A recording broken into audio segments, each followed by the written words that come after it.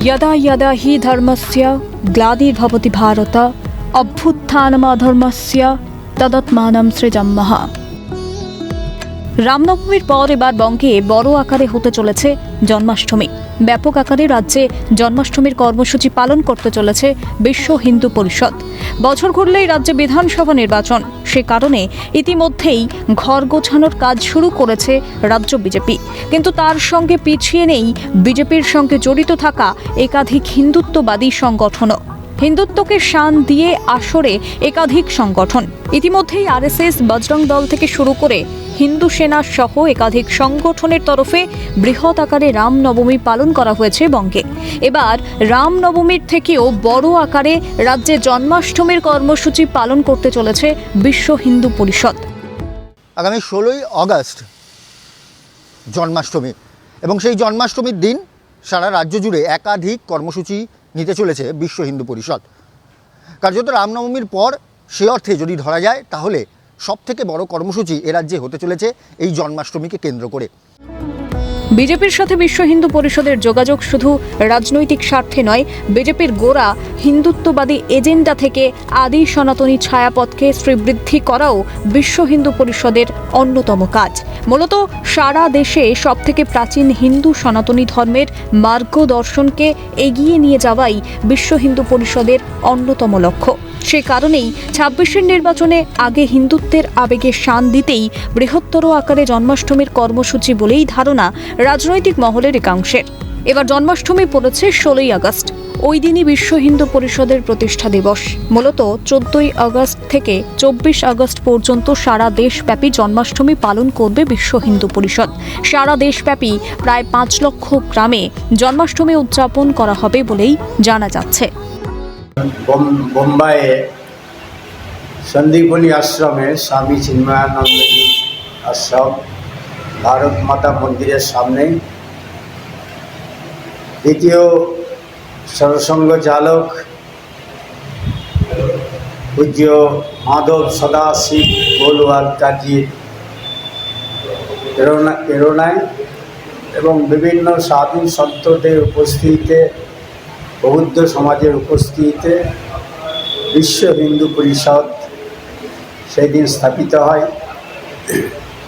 আর সেই দিন থেকেই বিশ্ব হিন্দু পরিষদ প্রতি বছর জন্মাষ্টমী তিথিতে বিশ্ব হিন্দু পরিষদের স্থাপনা দিবস পালন করে।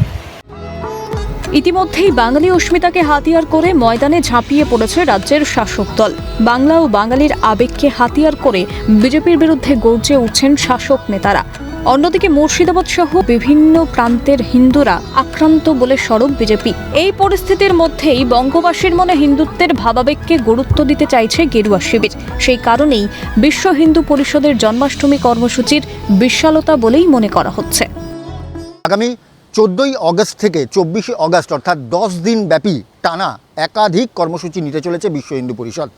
এর আগে রামনবমী উপলক্ষে আরএসএস থেকে শুরু করে বিভিন্ন হিন্দুত্ববাদী যে সমস্ত সংগঠন রয়েছে তাদের তরফ থেকে সারা রাজ্য জুড়ে 2026 বিধানসভা নির্বাচনকে টার্গেট করে কার্যত একাধিক কর্মসূচি নেওয়া হয়েছিল এবং রামনবমীর শোভাযাত্রা করা হয়েছিল। এবার রামনবমীর থেকেও বড় আকারে জন্মাষ্টমীর কর্মসূচি পালন করতে চলেছে বিশ্ব হিন্দু পরিষদ।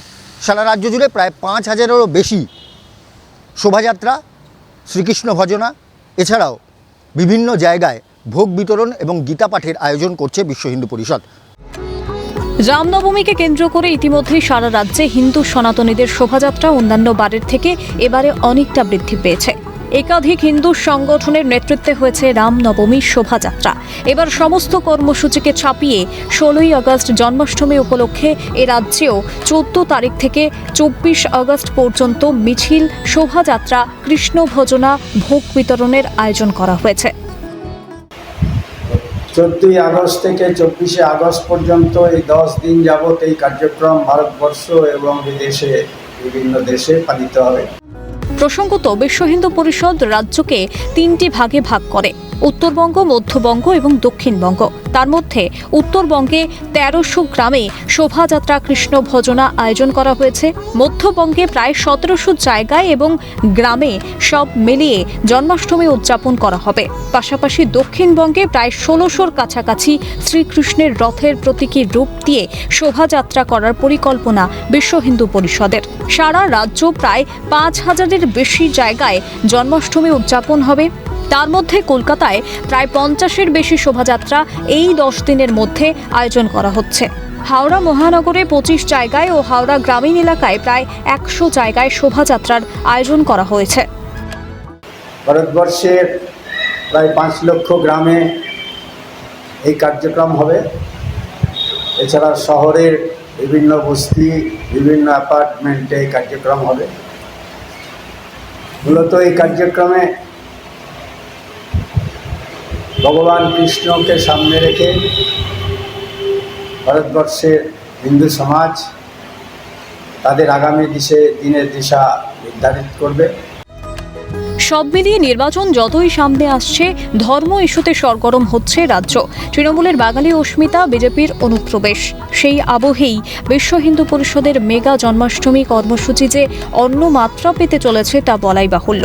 বিধানসভা নির্বাচনের আগে বিজেপি শুধু তাদের সংগঠনের জোরে রাজ্যে ক্ষমতায় আসতে চাইছে তা নয়, বরং বিজেপি ঘনিষ্ঠ বিভিন্ন হিন্দুত্ববাদী সংগঠন ও তাদের সনাতনী হিন্দুত্ব নিয়ে মানুষের কাছে আরও বেশি করে পৌঁছতে চাইছে বলেই ধারণা বিশেষজ্ঞ মহলের।